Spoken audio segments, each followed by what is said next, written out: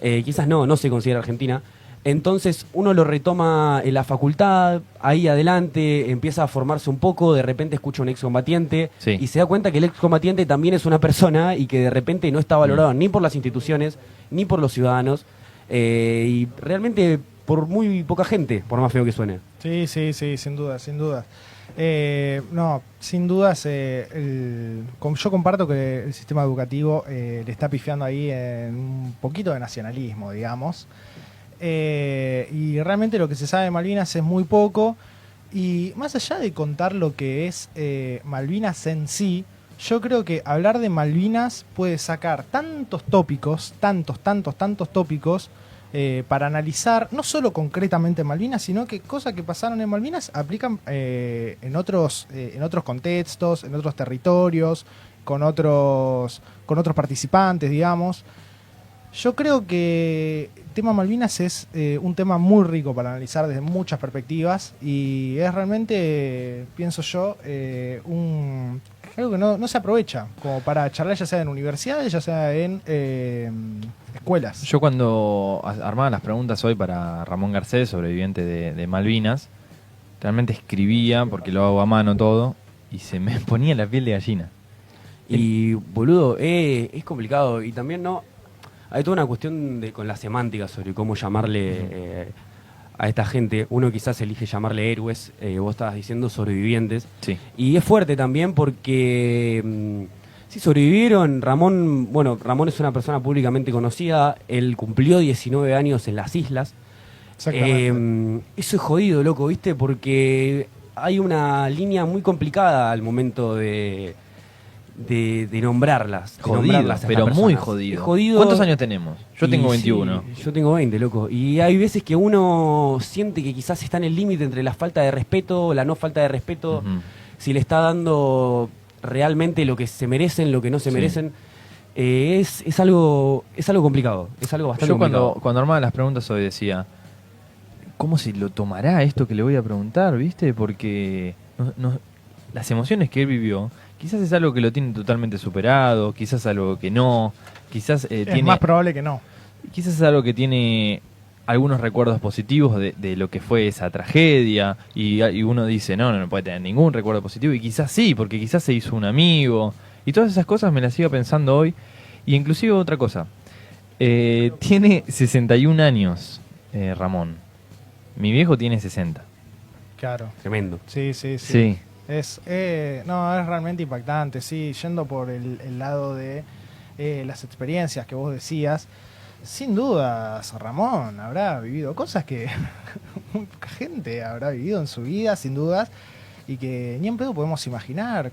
Intenten imaginarse una bala pasando a 10 metros. Es imposible. No, la sensación de una explosión allá, verla y que 2 segundos después te venga la onda expansiva. Debe ser lo impactante que debe ser eso. A mí me genera mucha curiosidad, obviamente hay un montón de preguntas básicas que son tan fuertes como el simple hecho de decir, fuiste a la guerra, ¿te tocó tirar? Yo lo traigo más, no como siempre llevándolo para el lado que a uno le queda cómodo. Si imagínate, ¿no? Que yo llevo una bandera a un recital a la cancha de un equipo de fútbol. Sí. Quizás aplica más para el equipo de fútbol, para el recital tanto no, porque el ambiente es otro, ¿no? Pero vos viajás a ver a tu equipo de fútbol y llevas tu bandera, ¿no? Una bandera que dice tu barrio. Ponele que vos sos de Liniers, llevas una bandera que dice Liniers. Y vos vas a Santa Fe. Sí. O vas a jugar contra Newell's, ponele. Vas a jugar contra Colón, vas a Santa Fe. Y vos defendés la bandera como si fuera que no hay nada más. Ves tu bandera, la hiciste vos, Claro. es tuya, representa tu barrio, representa tus colores, representa tu equipo. Carajo, se sentirá estar defendiendo el territorio nacional, boludo. Y eso es algo que tengo mucha ganas de preguntárselo a Ramón, porque Sí, no estás defendiendo un pedazo de tela que, si bien es muy importante para muchos de nosotros, como lo puede ser para mí, estás defendiendo algo que es tuyo y que además de ser tuyo es parte de todos, loco. Es de todos nosotros. Muy bueno. Eso es zarpado, eso es muy zarpado realmente. Juan, Maxi, gracias por la introducción. Vamos a darle pie a Ramón para que nos cuente todas estas cosas. Lo tenemos acá en persona, lo vamos a escuchar por videollamada. Le damos la bienvenida a Ramón Garcés. Buenas noches, Ramón. Hola, buenas noches, ¿cómo están? Gracias por invitarme. Ya lo escuchamos. Nosotros lo estamos escuchando, ¿eh? Bueno, ahí no me están escuchando. Ahí se escucha perfecto, Ramón. Sí, Bueno, sí. perfecto. Bueno, gracias por llamarme. ¿Cómo están? Primero Bien. que nada, agradecer enormemente que puedas estar acá. Es un honor. Como habrás visto, estamos cagados de preguntas. Sí, tenemos un montón de preguntas cada uno. Realmente es algo que nos interesa mucho, Sí, nos da mucha totalmente. curiosidad. Así que nada, que alguno quiera arrancar con yo, alguna antes- pregunta disparadora. Antes que tengo arranquemos a bombardear a Ramón, ¿cómo te va, Ramón? Juan es mi Vamos nombre. a mandar a Ramón, ya arrancamos con palabrerío. Arrancamos terrible, Arrancamos ¿no? con El todo, tecnicismo, arrancamos. el tecnicismo de parte de todos. Seguí la casaca y el escudo de ferro y semánticamente me ordené. Ramón, yo jugué en Ferro. ¿En serio? Sí, jugué en Ferro varios tiempos. Yo también. ¿En serio? Tremendo. ¿En qué año? Claro, sí. Bueno, yo soy más grande, así que... Más o menos. Capaz que jugamos juntos algún partido. No, yo arranqué la pre-novena, así que hace muchos años. Ustedes no habían nacido. Es como que haya sido a Malvinas casi, entonces es algo prácticamente similar. No, Ramón, en serio, muchas gracias por darnos bola a nosotros, que no somos ni más ni menos que unos pendejos de 20 años, Exactamente. que lo único que pueden expresarte es admiración y agradecerte. Aunque no te conozca en persona, te daría un abrazo, loco. Es ¿Cómo lo no? único de todo para No decir. va a faltar oportunidad.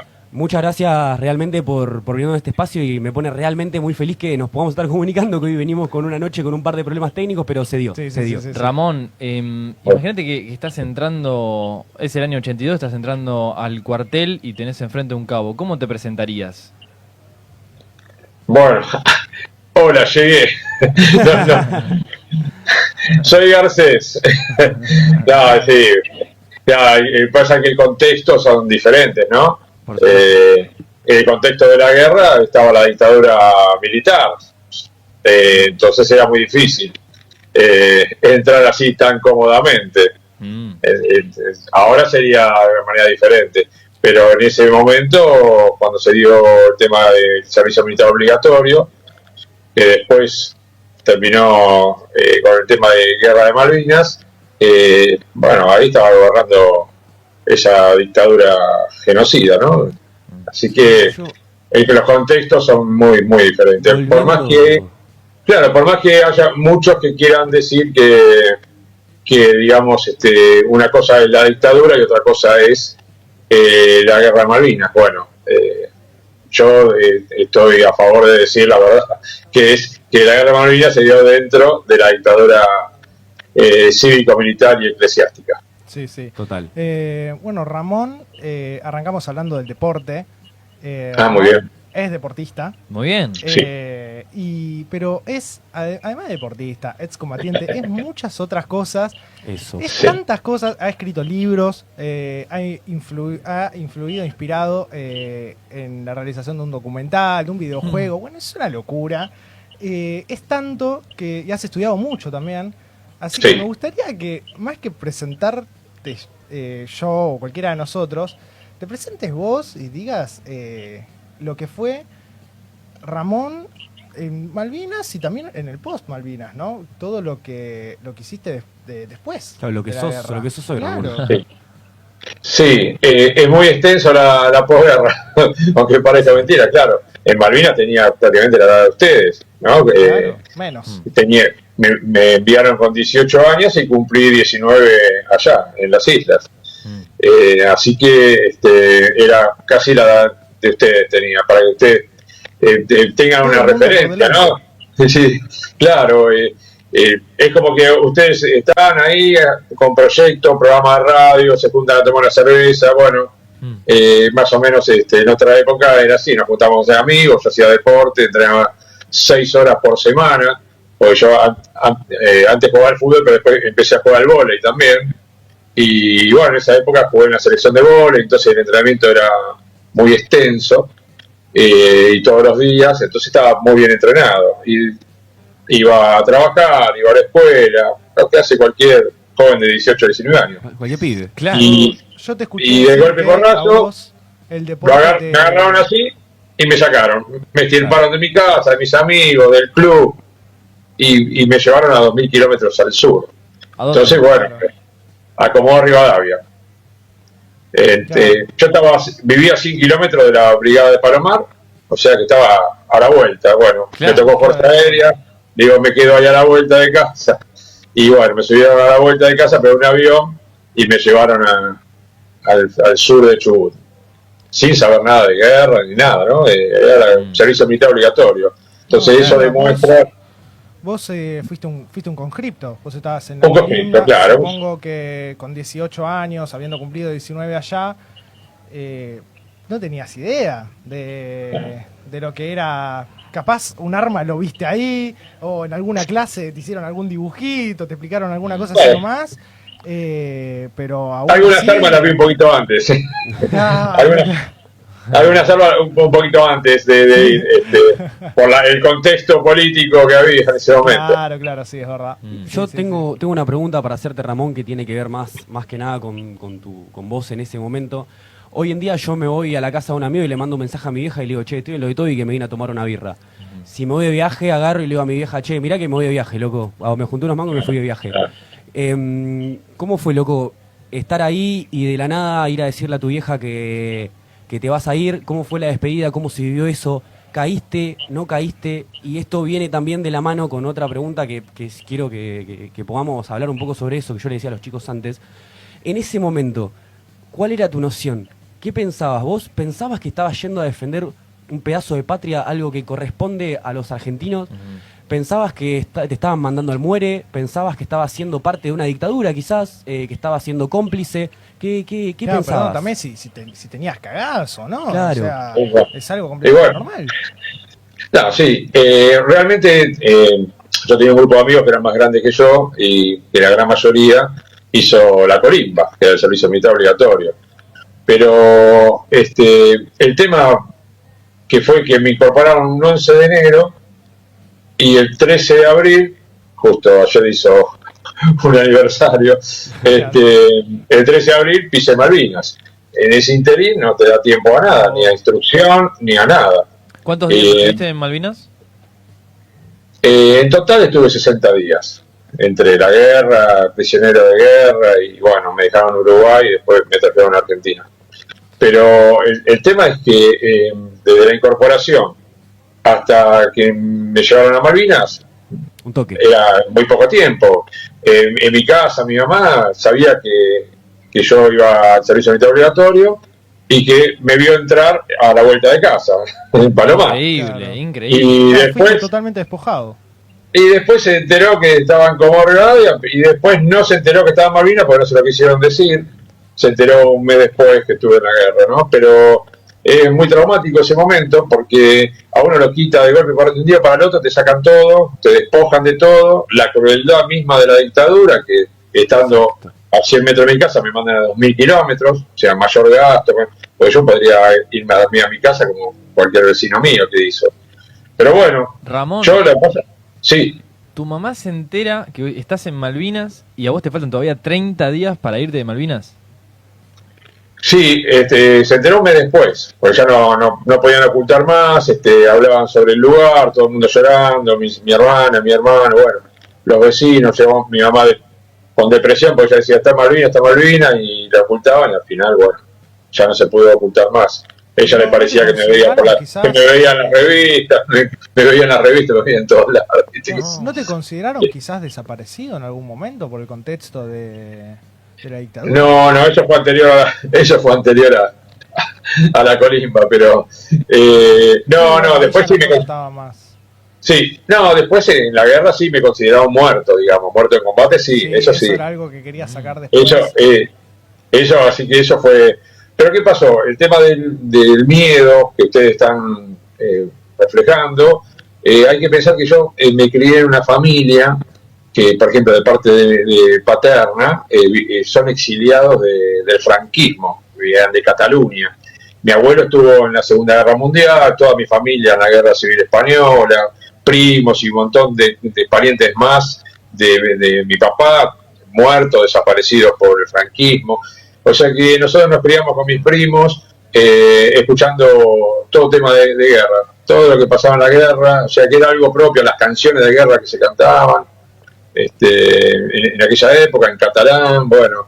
Yo me crié escuchando cosas de guerra y miraba muchas películas de guerra, porque a los chicos nos gustaban. En uno de los libros puse una foto que no sé de dónde salió cuando yo era chiquito, con una ametralladora de plástico, un casco No. que bueno, Te terminó tocando a vos también. tenía la estrella federal del casco, ¿viste? No sé, ese casco me di cuenta de grande. O sea, siempre miraba películas de guerra y escuchaba los relatos de guerra. Ahora nunca imaginaba que me iba a tocar a mí estar en ese lugar. Claro. Y en base a eso, ¿no? Por lo que nos decís, era una moneda corriente, la cuestión de la guerra, Sí. por lo que tiene que ver con tu familia. Repito lo mismo antes, ¿qué se te vino a la cabeza vos cuando estabas ahí en el avión, yendo para allá? ¿Qué estabas yendo a hacer? ¿Qué pensabas que estabas yendo a hacer? ¿Qué pasaba por tu cabeza? Bueno, yo estaba muy enojado. No quería saber nada, obviamente, porque estaba enojado directamente porque me tocaba, digamos, yo combatía. Yo era tengo que decir de dónde hablo también, ¿no? Para que sepan los que escuchan.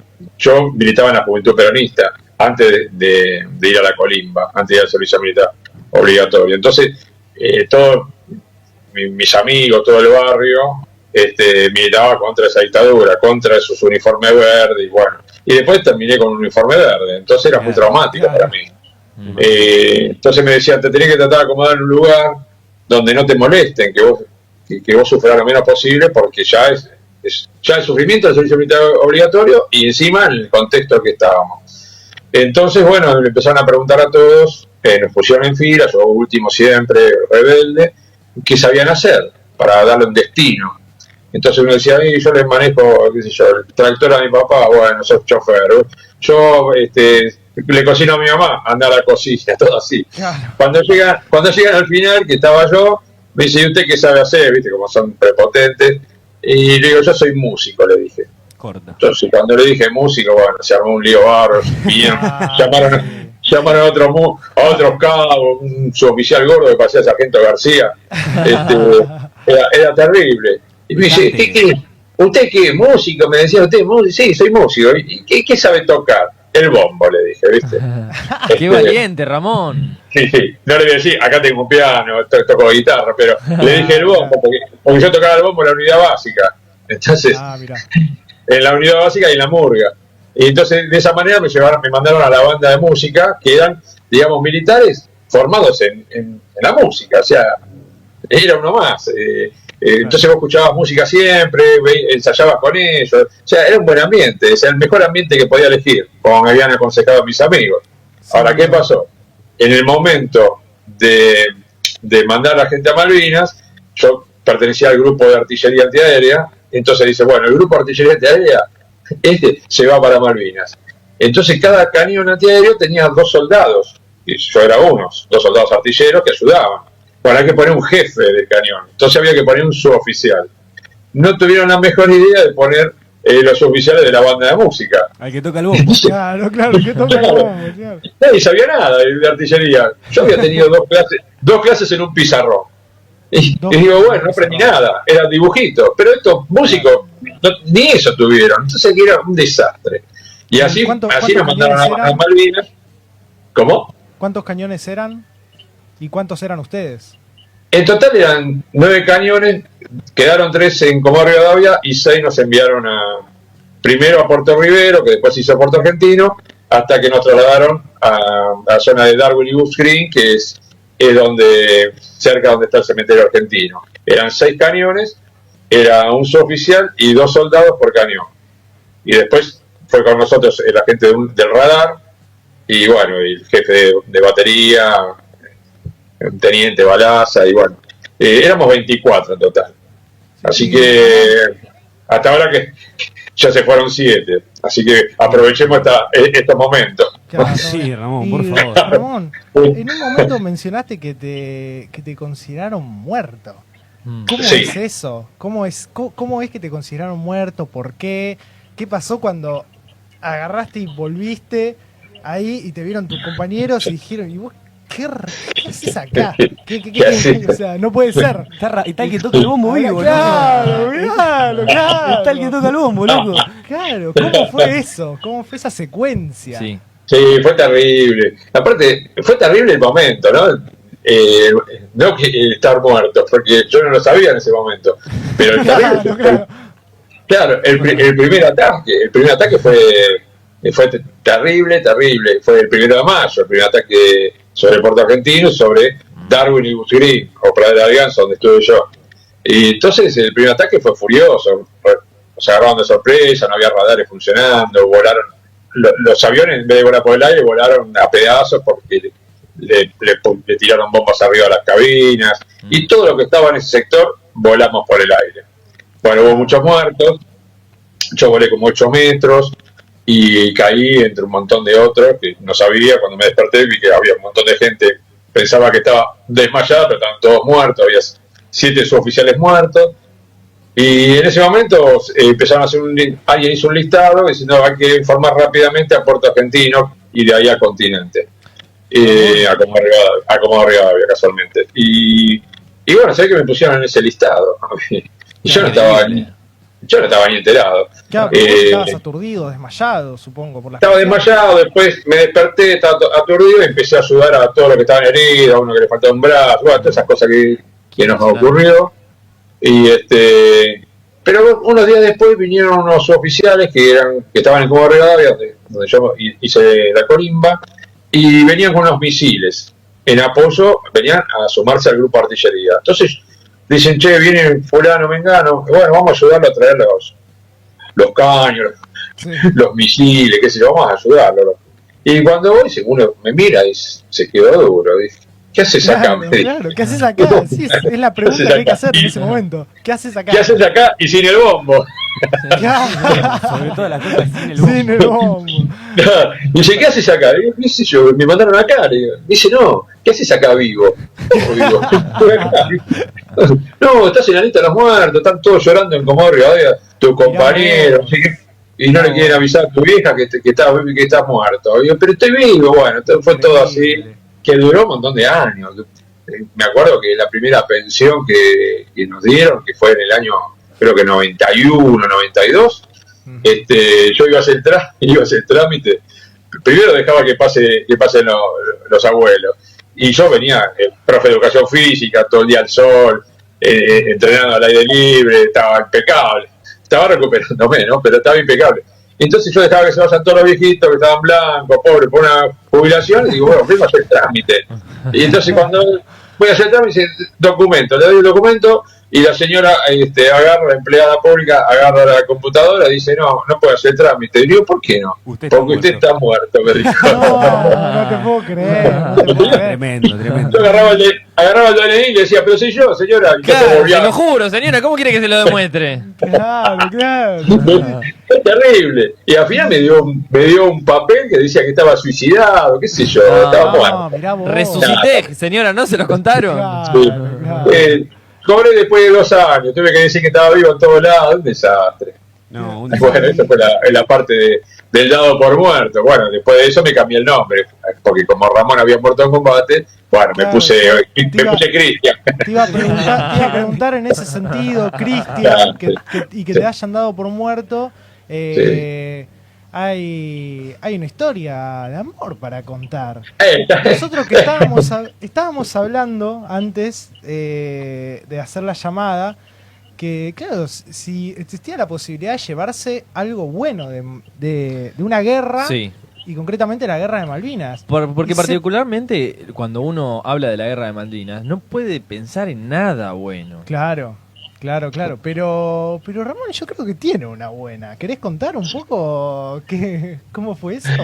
La primera buena que derribó un Harrier, esa fue la mejor. Bueno, esa es tremenda. Claro, esa es por tremenda. favor.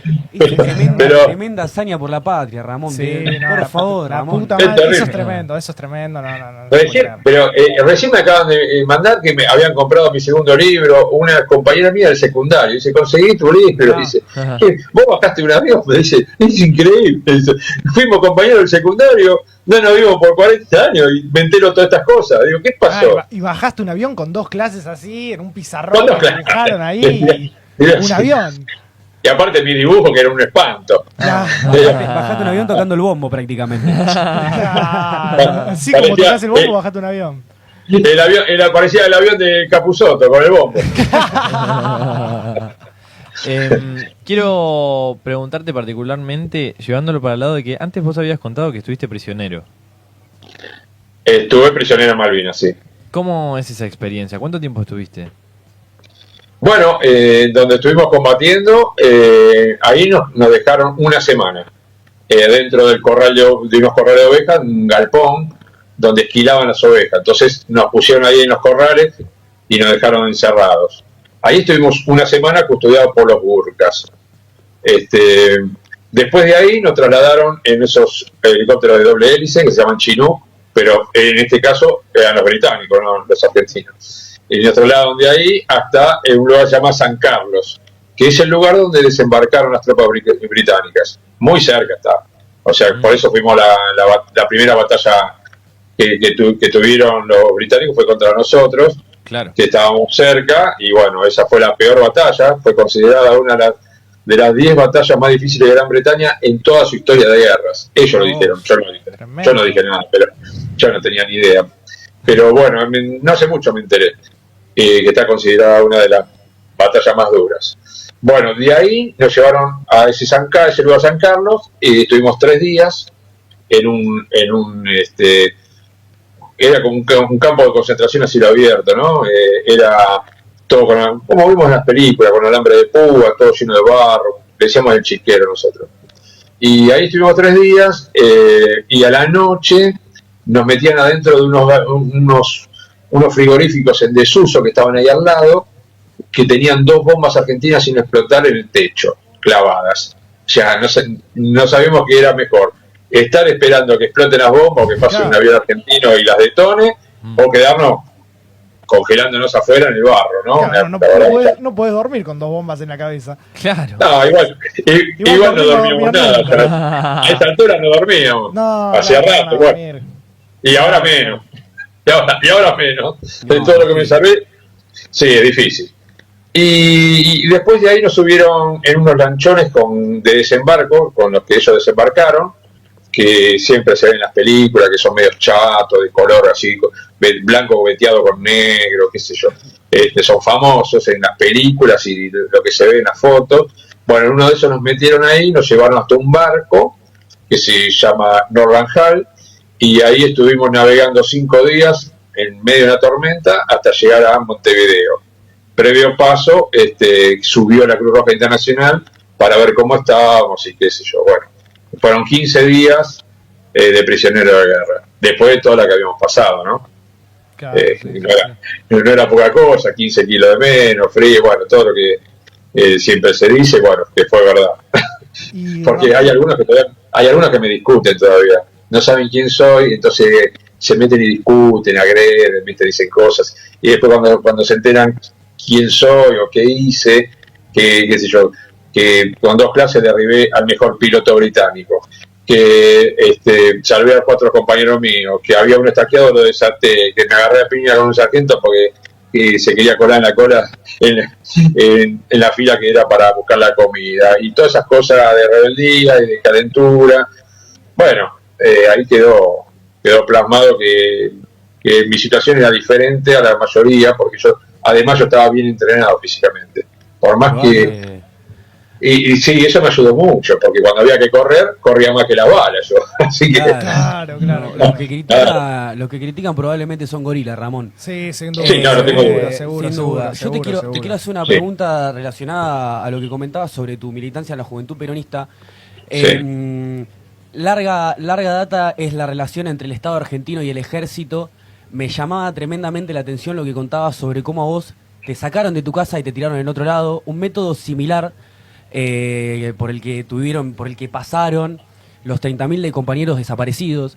Exactamente lo mismo. La sensación cuando lo contás es lo mismo. Me genera algo tremendo que vos digas la realidad, que estabas cagado, loco, porque viste que ahora están estos conservas que son ultra, hiper, mega malvinistas y que te dicen, no, los pibes de ahora no irían a ningún lado. Loco, con 19 años mirá si vas a tener ganas de ir a cagarte a ti y dejar a tu vieja sola.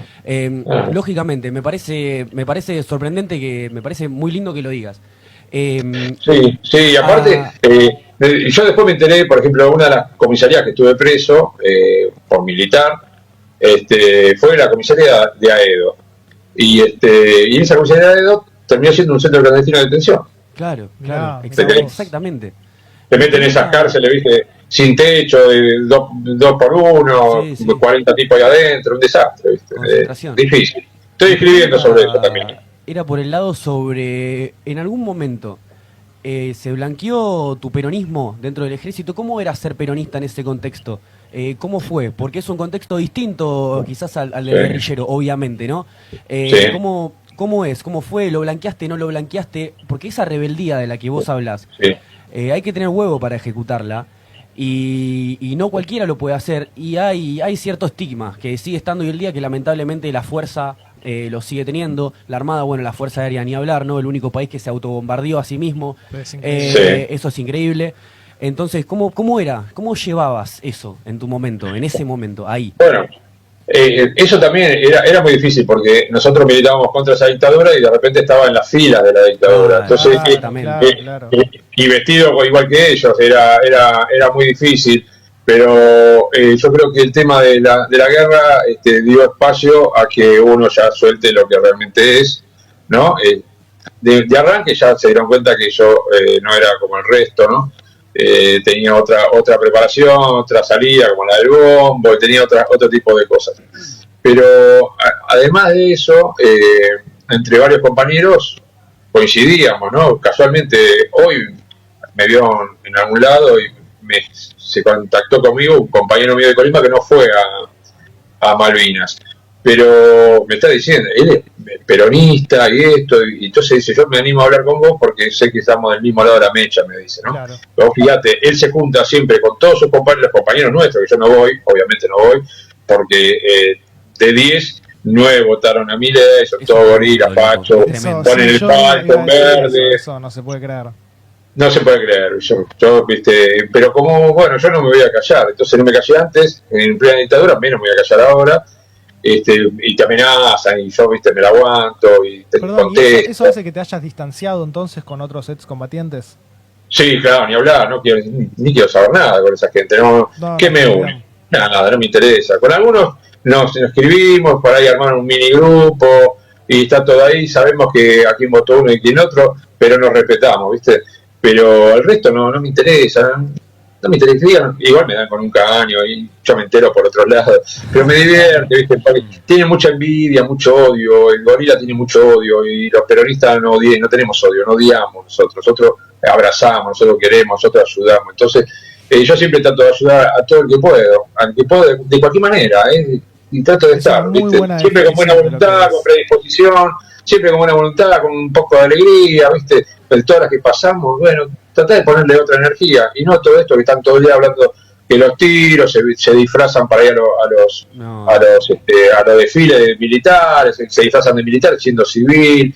Yo no quiero saber nada, no voy a buscar medalla, no me interesa, ¿viste? Realmente, pero sí me interesa ir a las escuelas, hacer el trabajo de malvinización, dar este tipo de charla, que se entere otro público más joven, que no son todos unos viejos, viste, vinagre, amargo, que somos los héroes. No, viste, yo sigo yendo a las escuelas, voy a los clubes, me abrazo con todo el mundo y no me disfrazo, bueno, juego al vóley hace muchos años, y soy el jugador de vóley que más clubes jugué, así que miren si conozco gente durante tantos años. Conozco mucha gente que me ven, me escriben, y algunos dicen, te vi, no te quise escribir por ver si te hace mal. No hace nada, mano.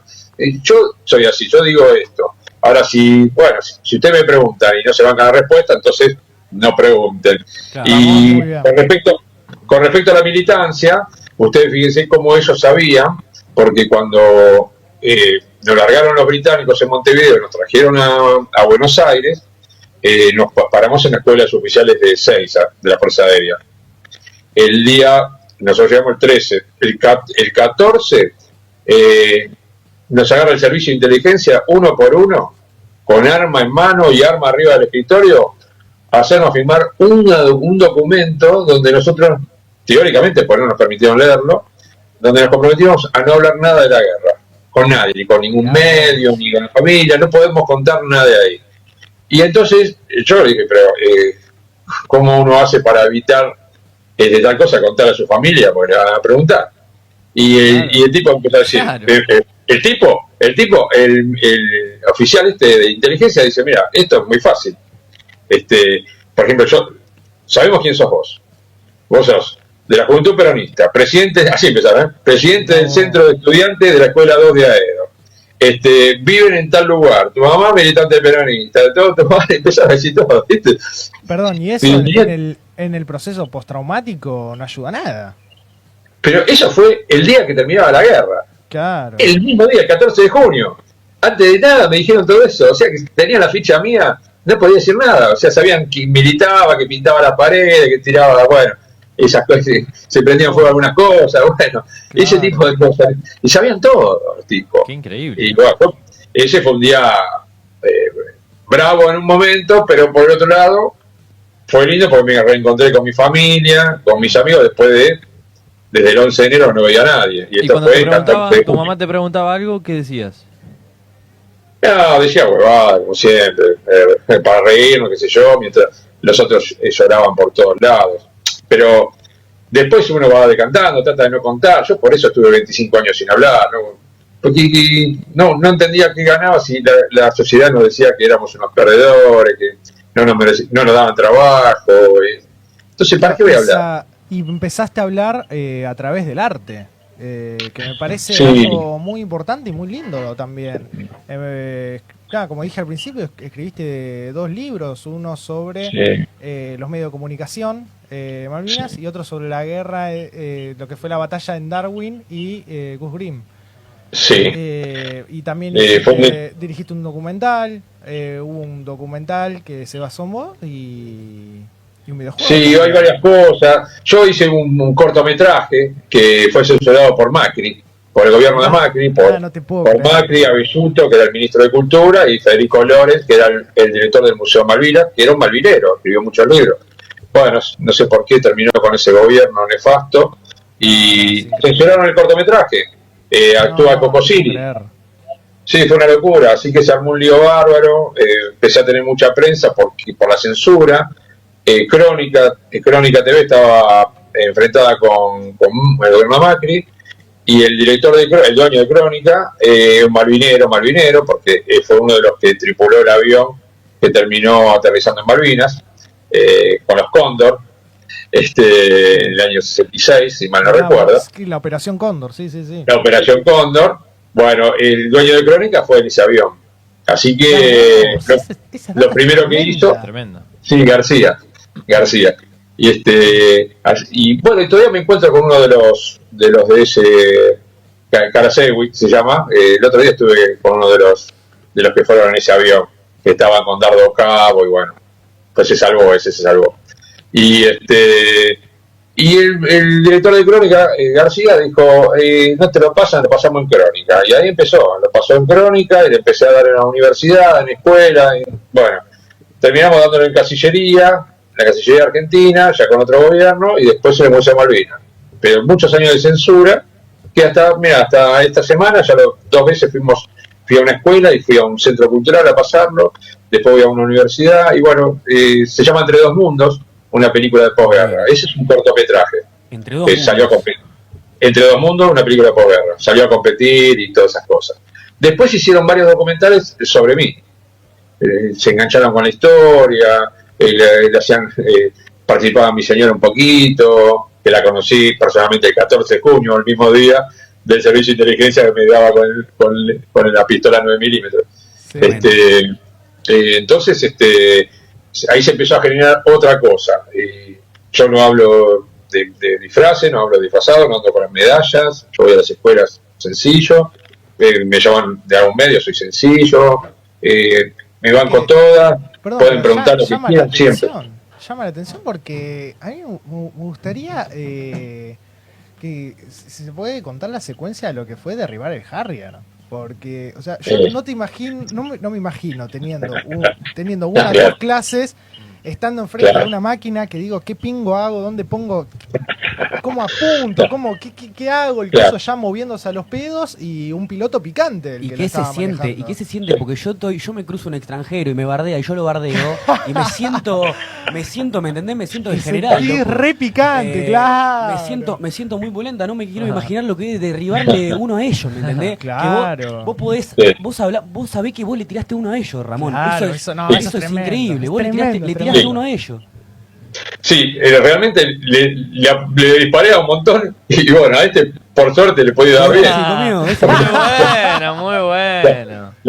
Porque después empezamos a aprender ahí en la propia situación. Había un suboficial que vivía en Tandil, que era técnico en motores y puso en funcionamiento los cañones y el radar. Entonces él nos explicaba, acá está el pedal, se carga de esta manera, la mira se usa así, todo en el lugar, ¿no? Entonces cuando empezaban los ataques aéreos, empezamos a disparar.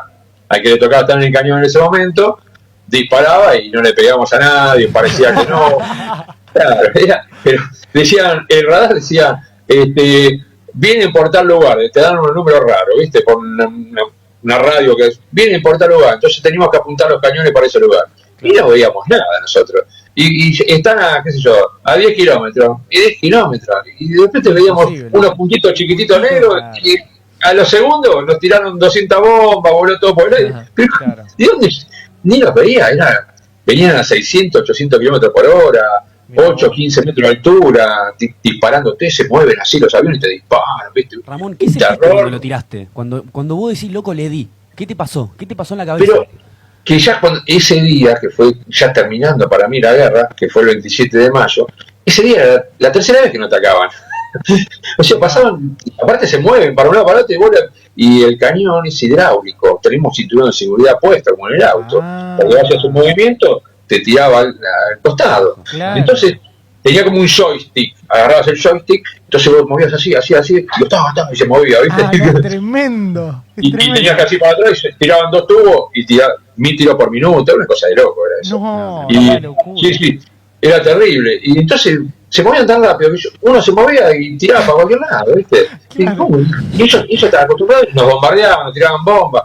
Entonces, claro, pasaban 3 aviones y yo le quería pegar a todos y no le pegaba a nadie. Entonces, en ese pasaje, que era la tercera vez que venía, algunos le dimos al azar, después dijeron que alguno no llegó al portaaviones. Bueno, eso teóricamente lo derribamos, pero no sé, se están todos peleándose entre la Fuerza Aérea y los británicos. Dice, no lo derribaron, se cayó porque se quedó sin combustible. Sí, ponele. Ya esta discusión.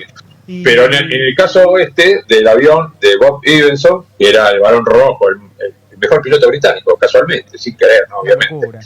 El tipo, yo digo, voy a apuntarle a uno solo, porque esto es una locura. Si me mata, ya está. Y ya la adrenalina, yo no tenía miedo en ese momento, ya miedo ya no había. No, capaz ni pensás, es todo instinto. No. Incluso. Que no hay, en ese momento de la guerra no tenés miedo. Ya está todo perdido, ya esa suerte de verdad, y ya está, venían, le tiraban bombas y le tocó al otro, me podía haber tocado a mí.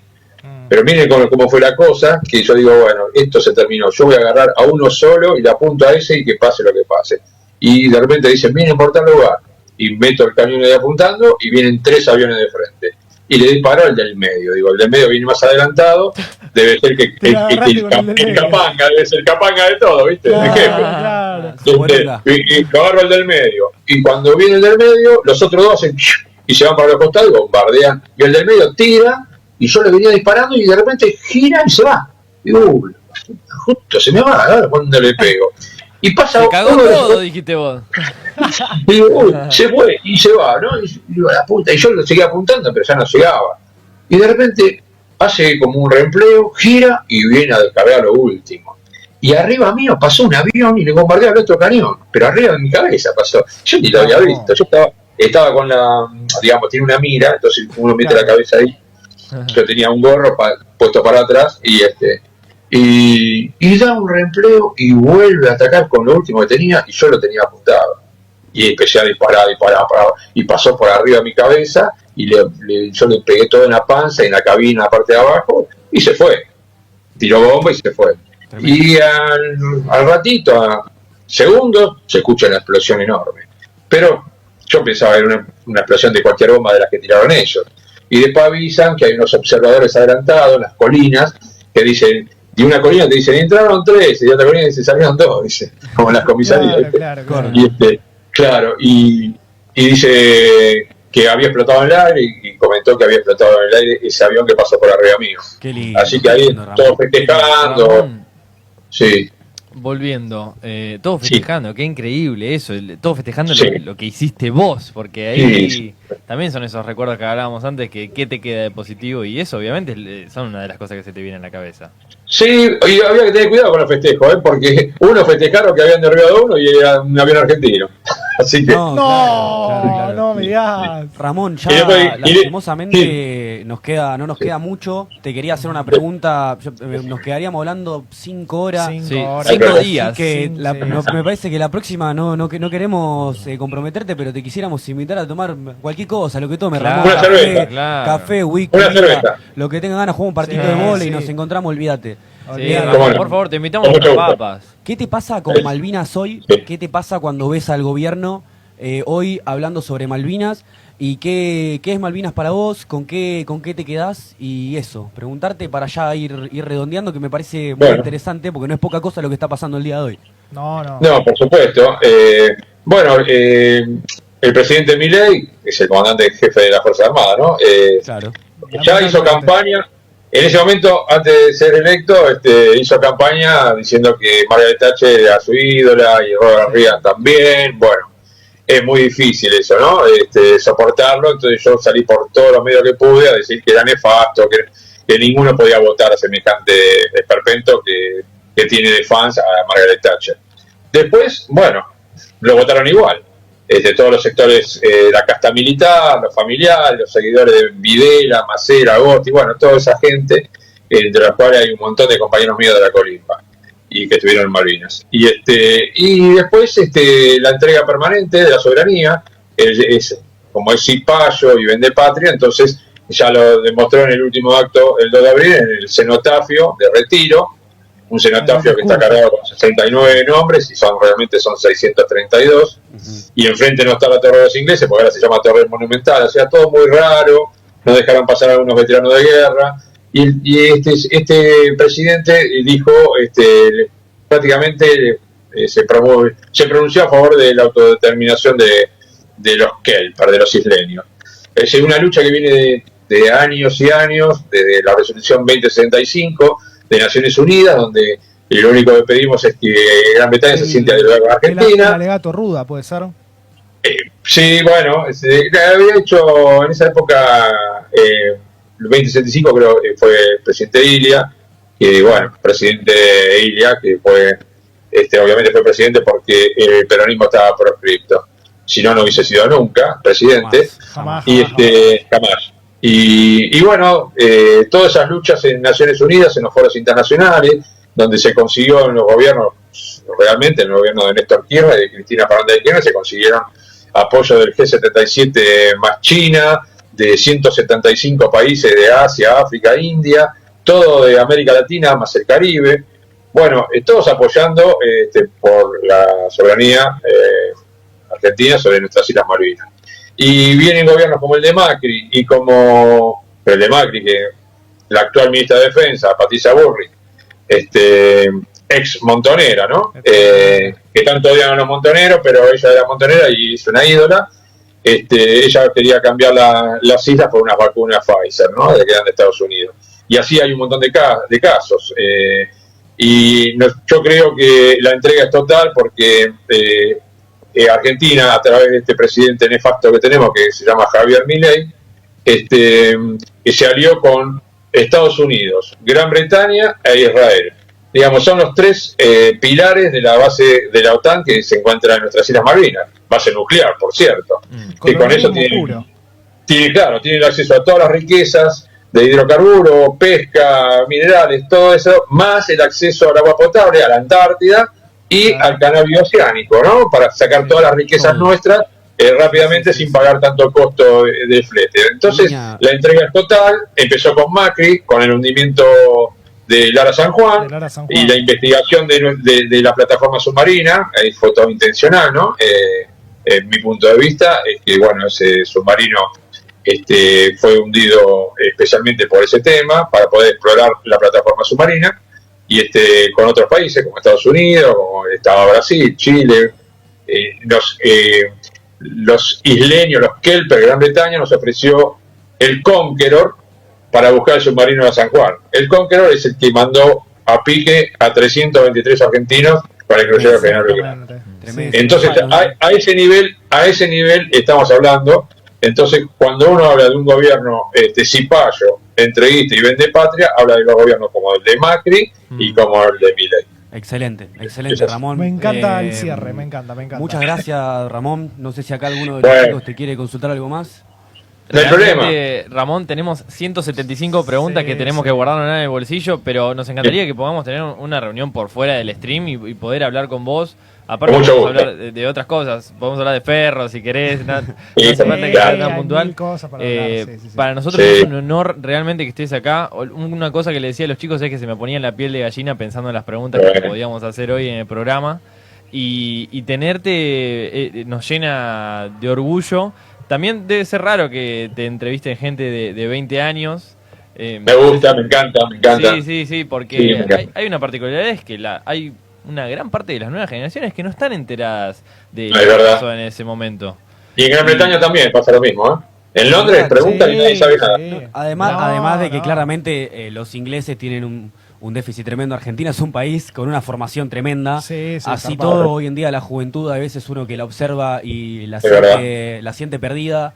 Pero bueno, no nos han vencido, Ramón. No, desde ya. Jamás. Pero miren si no nos han vencido, que el día que terminó la guerra, que fue el 14 de junio, ese día conocí a Roxana, a mi esposa, que la había conocido por una carta de Malvinas, ¿no?